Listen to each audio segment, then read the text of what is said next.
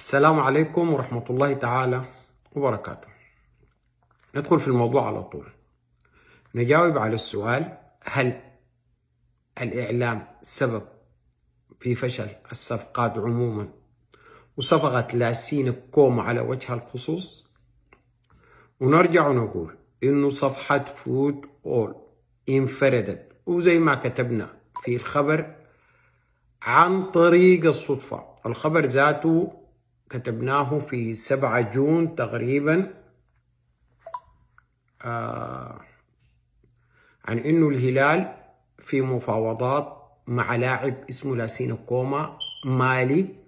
اصلا انا عندي صديقي وكيل لاعبين، زي ما قلنا في الخبر اول ما نشرناه، انه بيشتغل مع الروانديين اكتر، واتصل بلاسين كوما عشان يجيب اللاعب ده، واتصل بوكيله بحكم علاقات الوكلاء. وكيله قال له: يا اخي ناديكم ده ما بيقدر ينافس في اللاعب ده، لانه في انديه افريقيه وتونسيه. انا صراحه الوقت ذاك ما كنت عارف الشباب التنزاني ده، وهو ما قالوا لي تقريبا، ما بتذكر. على العموم الولد في انديه كثيره راغباه، ولد معروف وكده، ومن بين الهلال السوداني.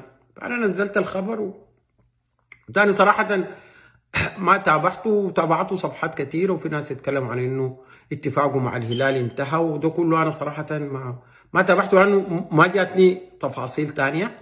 واحترمت حق الزملاء في انه هم تابعوا وواصلوا الموضوع ده. وانا حاولت الاتصال بصديقي ده، قال لي الوكيل ده ثاني ما رد عليه. ف على العموم بعد ما لاسيني كوما مشى الشباب التنزاني، انا اتكلمت مع صديقي ده قلت له: يا اخي يعني ليه اللاعب ده فضل الشباب التنزاني على كل الانديه بما فيها الهلال؟ برضه قال لي بيجتهد مع الوكيل ده، الى ان اخبرني بالامس عن السبب الرئيسي. وانا بحكي السبب الرئيسي، بعد ذاك نيجي نتناقش في الموضوع بفكره عامه. بكلام مباشر مع وكيل اللاعب، أكد بأنه اللاعب كان رغبته الأساسية الهلال، وأنه الوكيل نفسه إلى حد كبير كان مع رغبة اللاعب. طبعا الهلال قدم 59,000 دولار لشراء اللاعب، والامور مشات وخلاص، يعني الصفقه كادت ان تكتمل. وطبعا انتم عارفين وكلاء اللاعبين، وعارفين يعني في الاخر بيحبوا يشيلوا حاجه، يعني بيدخلوا كده. دي طريقه الصفقات في افريقيا بالذات يعني. المهم الشباب التنزاني عرض 70,000 دولار، بقت الفرق كلها 11,000 دولار، واللاعب رغبته يجي الهلال، ولكن رغبته يجي. قالوا لناس الهلال: يا اخي خدتوا ال 11,000 دولار دي، ما دايرين زيد منها نحن، واعتبروا لاعب لاعبكم، واصلا الورق معانا الان، واحنا طوالي بنوقع وبنرسل لكم. الهلال رفض. يعني السبب الاساسي لانهيار صفقه لاسين كوما وذهابه للشباب التنزاني هو الاختلاف حول مبلغ 11,000 دولار. ما بنلوم الهلال، ولا في زول بيقول له: زول يا اخي سجل اللاعب ده، انا متدخل في تفاصيل ومسؤوليات تعاقدات اخونا العليقي او غيره. انا ما بقول لزول اعمل شغلك كده، يعني انا ذات اصلا ما بحب زول يقول لي في شغلك اعمل كده. فعشان الناس ما تسيب الحقيقه الاساسيه وتتكلم في مواضيع ثانيه، الهلال في تقديراته بقياده لجنه التسجيلات واخونا العليقي قرر انه 70,000 دولار دي هو اللاعب ما بيستحقها. ده تقييمهم، وهذا حقهم، وهذه فكرتهم.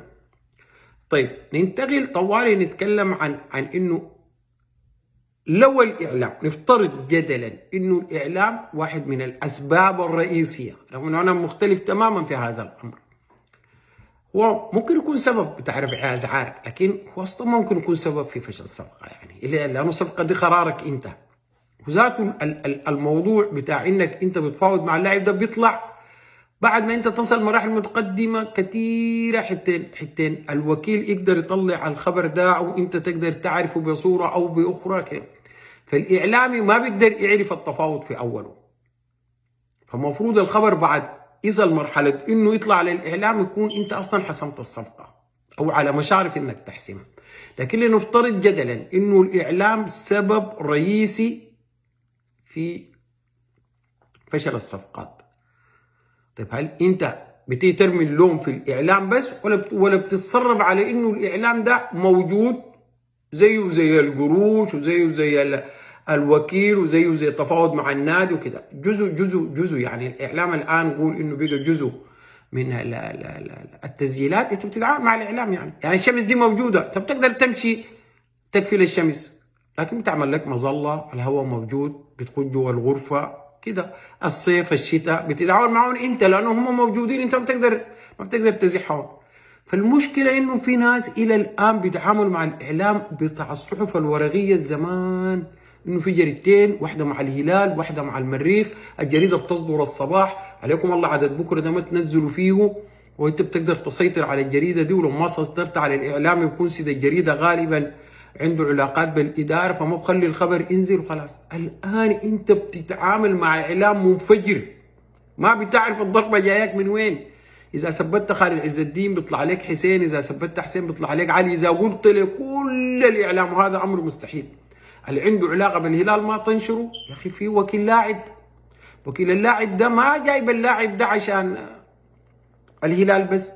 الكوره الان اصبحت سلعه، وخصوصا في افريقيا وغرب افريقيا، ديل اصلا بتربوا على انه يتباعوا كلاعبين، وبالتالي الوكيل ده من ابجديات شغله انه يعرض اللاعب ده على عدد من الانديه، وانه ذاته يكون عنده علاقات بالاعلاميين عشان ينشر اللاعب ده.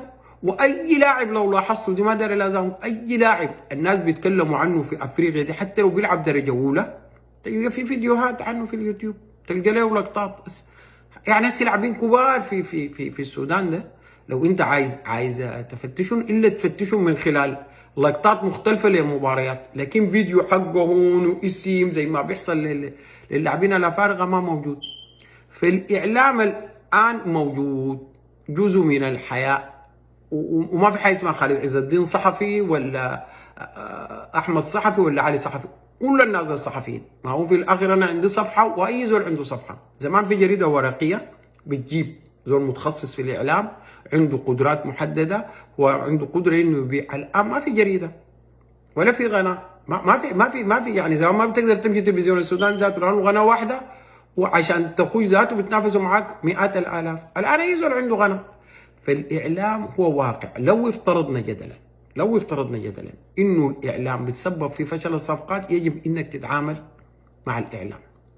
لكن نرجع نقول انه الصفقات بيحسمها التفاوض والمرونه في التفاوض والكاش. يعني اذا انت اخذت لاعب استراتيجي واختلفت في 10,000، ده كفكره ساي بتاع التسجيلات، طبعا ادفع ال 10,000 من ناحيه ثانيه.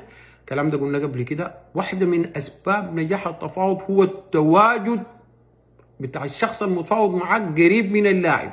يعني ممكن تفاوض لاعب في تنزانيا وانت قاعد في السودان او في الامارات او تتكلم معاه بالتليفون. لا، كل ما انت كنت قريب من اللاعب كل ما كان هو اقرب لك، بالذات الافارقه، لانه الافارقه ديل يعني كلهم دولهم قريبه من بعض ومتحركين مع بعض اكثر. يعني التقارب الثقافي بتاعهم اكثر من التقارب مع السودان اللي هو عنده العمق الافريقي العربي بجاي. فدول غرب افريقيا اللي هي مركز بتاع اللاعبين ديل متواصلين مع بعض اكثر والحركه بيناتهم اسهل، فانت لازم يكون عندك نوع من التواجد هناك. نشكركم وربنا يوفق كل القائمين على امر الهلال، والسلام عليكم ورحمه الله تعالى وبركاته.